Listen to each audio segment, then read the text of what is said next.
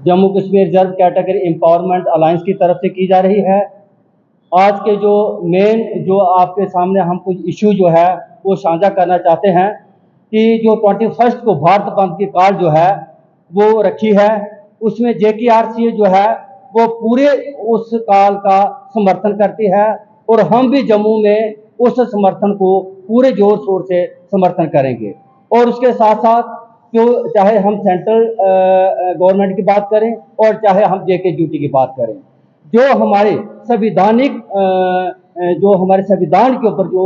डाका डालने की कोशिश की जा रही है, तो हम गवर्नमेंट को ये आगाह करना चाहते हैं कि आप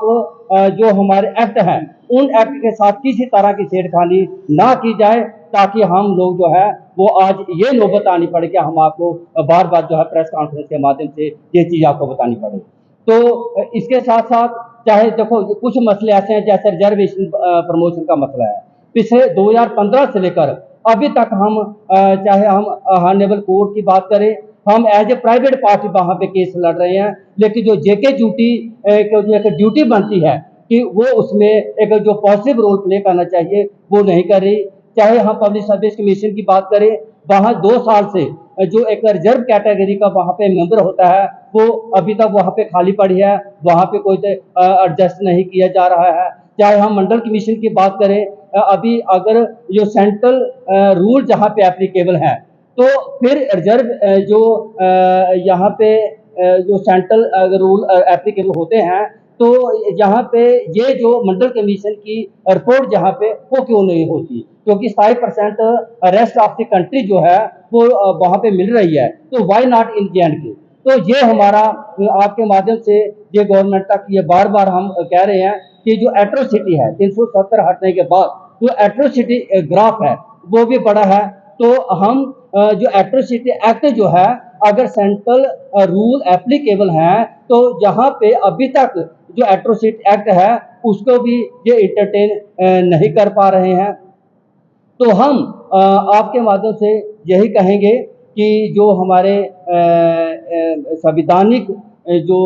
हक हैं उनके ऊपर किसी तरह की कोई छेड़खानी ना की जाए, ताकि हम लोग मजबूर होकर रोडों पे ऊपर आना पड़े और इसके ऊपर गवर्नमेंट को इसका खमियाजा भुगतना पड़े। बड़ी दुख की बात यह है कि अभी जो LG हमारे मनोज सिन्हा साहब बैठे हैं, तो हमने आज दिन तक इनको 50 रिक्वेस्ट भेजी हैं और अभी तक सिर्फ हमें एक टाइम दिया गया है, और उसके बाद जो छोटे छोटे ग्रुप हैं उनको बार बार टाइम दिया जाता है। हमारी जो फरियाद है वो उसके ऊपर किसी तरह का कोई भी असर जो है वो नहीं दे रहे, क्योंकि हमारे कुछ ऐसे मसले हैं जो हम LG साहब से बैठ के शेयर करते हैं। तो उनके साथ हमें एक ही टाइम मिला था और उन्होंने हमारी बात को सुना था, और सुनने के बाद उन्होंने कहा था कि आपके मसले जो है वो 10 दिन के अंदर हम सुलझा देंगे और अगर जरूरत पड़ी हम आपको दोबारा टाइम देंगे। लेकिन बदकिस्मती की बात यह है कि हमने आज दिन तक रिक्वेस्टें भेजी हैं कि हमें भी एक मौका वहाँ पे दिया जाए ताकि हम अपनी बात को कर सकें, लेकिन अभी तक हमें मौका नहीं मिला है। तो चाहे ST के कमीशन की बात करें, चाहे SC के कमीशन की बात करें, चाहे OBC कमीशन की बात करें, तो यहाँ पर जो है कमीशन के नाम पर धज्जियां उड़ाई जा रही है। तो हम